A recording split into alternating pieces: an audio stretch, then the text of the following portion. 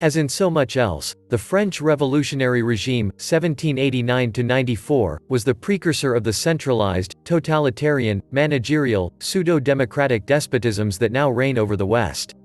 It is also a reminder that mass democracy and inflation go together, as surely as thunder and lightning. Let us revisit the revolution, from a free market, hard money perspective. After 2 centuries, there remains no better analysis of the first 2 years of the French Revolution than Edmund Burke's reflections on the Revolution in France, 1790. Astute, penetrating, prescient, Burke, an Anglo-Irish MP and a liberal Whig, was of a rare type, both practical statesman and political philosopher. Had the English ministry and his fellow parliamentarians followed his advice in the 1770s, they would never have driven the Americans to revolt and hence lost their most valuable colonies in the world. Had the French, they would have been spared the Terror, Total War, and Napoleon. Burke continues to be accused by clueless academics and ignorant pundits either of inconsistency or deviationism for his very different reactions to the American and French. Burke was both a liberal and a man of the right. He believed in religious toleration but supported an established church, the Anglican Communion. A friend and admirer of Adam Smith, he defended commercial liberty, but he also believed that civilization depended on the perpetuation of a landed aristocracy with its own separate political representation. While he denied that a king could tax his subjects without their consent, he was a fierce opponent of democracy and universal suffrage. Burke denied that liberty could be achieved by revolution or intellectual endeavor. For him, it was the product of tradition and history, and its victories had to be embodied in institutions. The power of the French king was checked by public opinion, by an independent clergy, and by the parliaments of the judicial nobility. The nobility itself was filled with admiration for the mixed constitution of England, with its limited monarch, its parliament, its bills of rights, its toleration of religious dissent, its freer economy, and they wished to find a French approximation, and they were well on the road to doing so. Burke thought the French Revolution, rather than being a necessary if needlessly bloody hill on the path of progress and freedom, was a catastrophe for France, for Western civilization, and for ordered, hierarchical liberty. Before the Revolution, French royal absolutism, and the stifling mercantilism that was its handmaiden, was on the wane. Already its rigors and severities were considerably softened from the reign of the Sun King, Louis XIV, and his great-great-grandson possessed a reformist ethos that was liberalizing the economy and resurrecting the representative institutions of medieval liberty, provincial assemblies and the Estates General. Burke called the modern French monarchy, a despotism rather in appearance than in reality, in which, if anything, rather too much countenance was given to the spirit of innovation, rather than too little. As Burke noted, the noble cahiers and instructions for their delegates to the Estates General breathe with the spirit of liberty as warmly, and they recommend reformation as strongly as any other order. Maybe more. The spirit of laissez-faire, mixed constitutionalism, and civil libertarianism was stronger in the nobility than among the bourgeoisie, and certainly stronger than among the urban artisans and peasantry. The political argument in the Estates General in May to June 1789 that led to the outbreak of the Revolution was over voting. The question at issue was whether the 3 estates should vote by order, the traditional practice, or by head. The monarchy rightly sided with the first 2 estates on the question, but the Third Estate eventually grew tired of the controversy and declared itself to be the National Assembly, the other 2 orders be damned. They were only following the logic of their position to its logical conclusion, but they were also fulfilling the visionary and naive expectation of the French masses that the ancient social orders be erased so they could live lives of greater abundance and freedom. Many, conservative, and liberal, historians have applauded the Third Estate's seizure of power and argued that the revolution went wrong later with the ascendancy of Robespierre and the Mountain. Burke knew better. By its arrogant usurpation, the Third Estate expressed its rash preference for a despotic democracy to a government of reciprocal control. Big mistake, thought Burke. I cannot help concurring with the opinion of Aristotle and other ancient critics of democracy, that an absolute democracy, no more than an absolute monarchy, is not to be reckoned among the legitimate forms of government. They think it rather the corruption and degeneracy than the sound constitution of a republic. Aristotle pointed out that a democracy has many striking points of resemblance with a tyranny. Burke translates, their ethical character is the same. Both exercise despotism over the better class of citizens. The demagogue, too, and the court favorite are not unfrequently the same identical men, and always bear a close analogy, and these have the principal power, each in their respective forms of government, favorites with the absolute monarch, and demagogues with a people such as I have described. Burke was not so naive as to believe that France with its 26 million people, its wide extent of territory, its diverse interests, could ever be a genuine democracy. He expected effective power to be wielded by an ignoble oligarchy, in alliance with the moneyed interest of Paris, fattening on government bonds and rioting in feverish speculations in the confiscated estates of the clergy and nobility. As far as the braying mob, the swinish multitude, they would prove a very effective instrument in the hands of the elite, especially when shouting down free market economic reform. Burke foresaw a government that would combine the vices of democracy with those of oligarchy and that would substitute a despotism of lawyers and sycophants for a government of laws and social orders. How right he was. An exasperated Burke wondered why the French seemed to lunge from one extreme of government to another, as if there were no third option. Had they never heard of a monarchy directed by laws, controlled and balanced by the great hereditary wealth and hereditary dignity of a nation, and both again controlled by a judicious check from the reason and feeling of the people at large acting by a suitable and permanent organ? Nay, instead of retaining the Estates General as a permanent assembly in which the commons had their share of power, they thrust total power upon the politically inexperienced and rash masses. Overnight, the whole fabric of the ancient constitutional order of France had been pulled down and the area cleared for the erection of a theoretic, experimental edifice in its place. Was this wise? What check remained on the power of the Assembly, the power of Paris? Burke thought that none remained.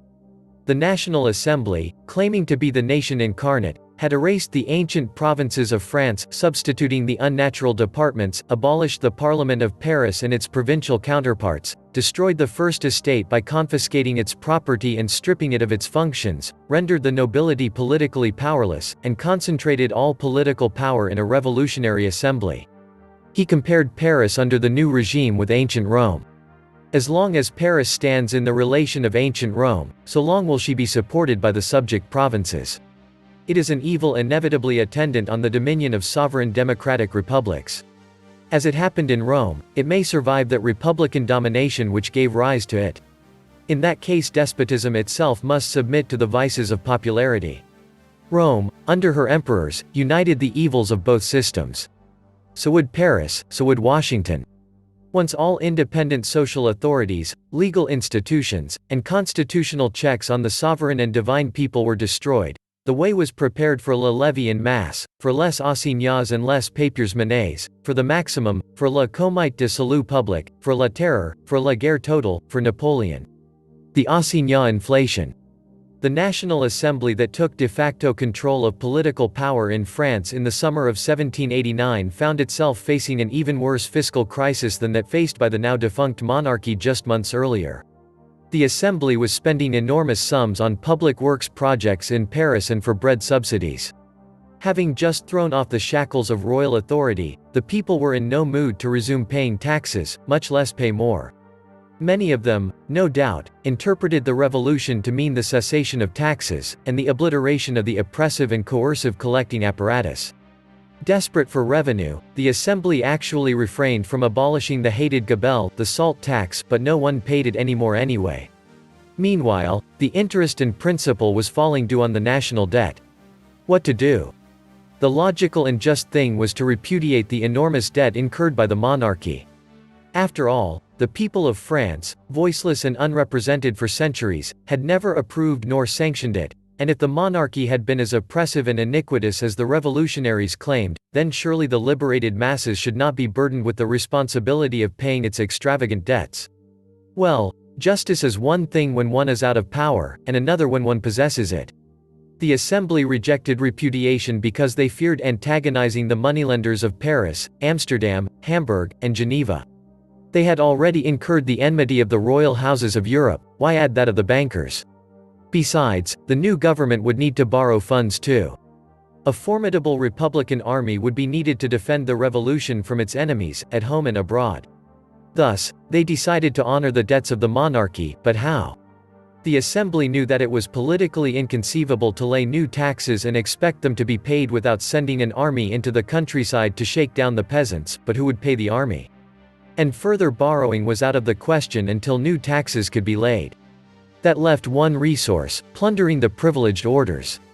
In November 1789, the Assembly expropriated the vast lands and estates of the French Church and declared them to be national properties. From thenceforth, they would be at the disposal of the nation, meaning the state. Burke observed sardonically that the government, still in its infancy, had grasped at one of the poorest resources of doting despotism. Burke angrily rejected the notion that the rights of property applied only to individuals. They also applied to corporate bodies, such as the Gallican Church, whose property titles were over 1,000 years standing. Not so, according to the leaders of the Revolution. For them, the Church had no right to the possessions which they held under law, usage, the decisions of courts, and the accumulated prescription of 1,000 years. Burke denied that the Church was a parasitic body attached to the French nation. It was not exempt from all taxes, and it provided essential social services, such as free primary schools, classical academies, hospitals, and orphanages.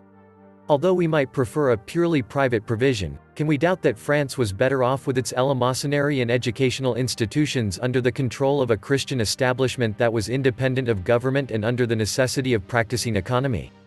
Burke considered the expropriation of its lands to be a tyrannical act which he compared with the seizure of church properties by the tyrant Henry VIII of England 250 years before. Burke ranked the confiscation of the church lands, along with a compulsory paper currency, with which it was linked, as the first layer of the cement, by which the revolutionary government would rule over a unified and servile France, which they were treating as a conquered country. The second cement would be the supreme power of the city of Paris, and the third, the general army of the state, thus joining economic power with political and military power in an impious trinity of oppression and expropriation. He believed the confiscation served the new government in three ways. First, it all but destroyed a rival social authority that could check its moral and political power. Second, it placated the powerful, moneyed interest of Paris and abroad by providing a means for funding the immense debt of the monarchy. How unjust to do so by pillaging the church, an institution that was neither responsible for contracting the debt nor had benefited from the deficit expenditures. It is to the property of the citizen, and not to the demands of the creditor of the state, that the first and original faith of civil society is pledged, wrote Burke. Third, it created a new class of landowners whose loyalty would be to the revolutionary state, upon whose authority and survival their property titles depended. It was not long before the Assembly realized that the sale of church lands alone would not be the fiscal bonanza they had envisioned. For one thing, throwing all those properties on the market would diminish their selling price. Second, there was just not enough floating capital, i.e. specie, in France to make large-scale purchases. What to do? It was time for the last remedy for fiscal insolvency: government fiat paper currency. Here, the American Revolution furnished a pernicious precedent. In March 1790, the Assembly authorized the printing of 400 million livres of paper assignats of denomination of 200, 300, and 1,000 livres, bearing 3% interest, and receivable for taxes and the purchase of the national properties. In character, they were like English exchequer bills or American bills of credit. Supporters argued that the assignats would furnish payments to the state creditors, provide a means for the people to purchase lands and properties, draw specie out of hiding, and stimulate commerce and industry. Many delegates, including Cazalas, Bergasse, Maury, Necker, and Nemours, opposed the measure on economical principles. They argued that the new currency would depreciate, that it would be followed by additional emissions, further depreciation, and that the calamities of John Law's Mississippi Bubble 1717–20 would be reenacted across Republican France. Their objections and warnings were brushed aside. The enthusiasts essentially argued that economic laws did not apply to France, that she had learned from John Law's failed experiment never to overdo paper money, that a republican government could more safely inflate than a monarchical one, the precise opposite of the truth, and that the immense landed wealth of France provided solid security. Even though the issue was relatively moderate, the assignats promptly depreciated 5, and later 7%, as measured against gold. It should be noted that the Assembly was not a total bust when it came to economic freedom. They did abolish the tithe, the corvée, the guilds, and all internal custom barriers. However, they would go no farther, and would soon regress into a kind of hyper-mercantilism. Burke writes of their open and contemptuous defiance of economic principles. Jean-Baptiste Say recalled with disgust that, the moment there was any question in the National Assembly of Commerce or Finances, violent invectives could be heard against the economists. Such as ever the reception accorded men who bear unwelcome or inconvenient truths. By late summer, the government was again short of funds, so they naturally turned to a second issue of assignats. However, this time they doubled the dose to 800 million, dropped the interest payment, and made them legal tender for all purchases and debts across France. When the economists again remonstrated, paper advocates replied that the backing of the state would guard against depreciation, that assignats paid into the treasury would be destroyed, and that this would be the last emission. Whenever a government promises not to use a power they wish to exercise, or have just acquired, by way of assuaging the fears of those who anticipate abuse, they are sure to break that promise whenever it becomes convenient or they believe they can get away with it. Only fools or ignoramuses ever trust the word of government officials or politicians. Burke finished his reflections soon after this second emission. As many of the French paper advocates had cited the notes of the Bank of England as a source of English prosperity and proof that paper money was safe, Burke drew an invidious contrast between his country's redeemable bank currency and the French assignats. In contrast to the latter, English banknotes have their origin in cash actually deposited, are convertible at pleasure, in an instant and without the slightest loss, into cash again, and not 1 shilling is received but of choice. The French inflationists mistakenly assume that our flourishing state in England is owing to that bank paper, and not the bank paper to the flourishing of our commerce, the solidity of our credit, and to the total exclusion of all idea of power from any part of the transaction. How different was the government currency of France, coercive, inconvertible, and without limit, its quantity subject to the needs or whims of the Revolutionary Assembly. Burke denounced its legal tender quality and the harsh measures adopted to enforce it as an outrage upon credit, property, and liberty. Referring to their theft of the property of the French Church and using it to back their fictitious but coercive currency, he wrote, "They rob only to enable them to cheat." Having erected a deadly apparatus of force and deception, they order the once free people of France, at the point of a bayonet, to swallow down paper pills by 34 million sterling at a dose. Liberté, égalité, fraternité, indeed. The consequences of the second issue were just as the unpopular economists had foretold: depreciation in their value, rising prices, feverish speculation, complaints about a shortage of money, calls for more assignats, the prostration of commerce and industry, inordinate consumption, and declining savings. Economic calculation became impossible, but speculation quite profitable or ruinous. Burke should get credit for a remarkably accurate and precise prediction. He believed that the rise of prices, consequent to assignat inflation, would render it unprofitable for farmers to take their crops to market. They would stay home and produce only for themselves or for barter with their neighbors.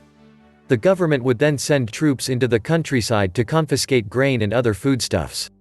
It happened exactly as he foretold. The revolutionary government first decided to cure the evils generated by inflation with more inflation. Instead of destroying assignats received for the national properties, they reissued them in the form of smaller notes. In June 1791, they issued another 600 million assignats. The previous promise not to issue more was conveniently and predictably forgotten, and in December an additional 300 million. By the end of the year, its market value had fallen to 66% of its face value. In 1792, they issued 600 million more. In April of the same year, they confiscated the estates of the émigrés, those who fled France to avoid being arrested or murdered, and added them to the national properties. Then came 1793, year 1, the year of La Terror. Having tried inflation and legal coercion, they would try terrorizing the population into accepting the plunging assignat at par, and producing and selling at a patriotic loss. In March, the National Convention created the Orwellian-named Committee of Public Safety, another unfortunate American precedent, which was a kind of committee of terror, dedicated to expropriating and murdering those deemed to be traitors to France or enemies of La Revolution. In May, they passed La Maximum, imposing price ceilings on grain. It worsened the grain shortage. In June, they passed the forced loan, a progressive income tax, whose progressivity was progressively lowered to reach more and more citizens. They also passed increasingly draconian and deadly laws designed to force people to accept the assignats at par and forbidding them from exchanging them for anything less than their face value. In July, the convention repudiated the first issue of interest-bearing assignats. In August, trading, i.e. buying or selling, specie was prohibited. In September, the convention passed the general maximum, extending price ceilings to all foodstuffs, as well as firewood, coal, and other essentials. In that month, despite the deadly coercion, the assignat fell to 30% against gold. During 1793, the convention issued 1,200 million assignats, in 1794, 3,000 million. Next came the deluge. In 1795, 33,000 million were printed, and in October, when a new government, the Directory, assumed power, the assignats' purchasing power had fallen to almost nothing. On the black market, 600 francs of assignats traded for 1 gold franc. The Directory was done with the assignat, but it was not done with inflation. In February 1796, it issued a new paper currency, the mandat, and made it exchangeable for assignats at the rate of 30 to 1. By August, after 2,500 million had been issued, the mandat had fallen to 3% of its face value. In 1796, the Directory had had enough, finally, and it withdrew the legal tender character of both the assignat and the mandat. Thereupon, their remaining meager exchangeable value disappeared altogether. It took Napoleon to restore hard money to France. As First Consul 1801, he introduced the 20-franc gold piece and insisted that from thenceforth soldiers, contractors, and merchants would be paid only in gold, or its equivalent. The paper blizzard was over. As the Bank of England had suspended specie payments in 1797, the English government was thrown into consternation. Napoleon would go on to conquer most of the continent while on the gold standard. His success gives the lie to generations of scholarly and academic excuse making that for all its pitfalls the assignat saved the revolution. On the contrary, it helped bring on the terror and set French progress back a generation. Will the fiat dollar one day do the same to America? This was the Nomad Economist. Please like, share, leave me a comment, subscribe. And please take some time to subscribe to my backup channels, I do upload videos there too. You'll find the links in the description box. You will also find a PayPal link if you want to make a donation. Thank you wholeheartedly to all those of you who have donated.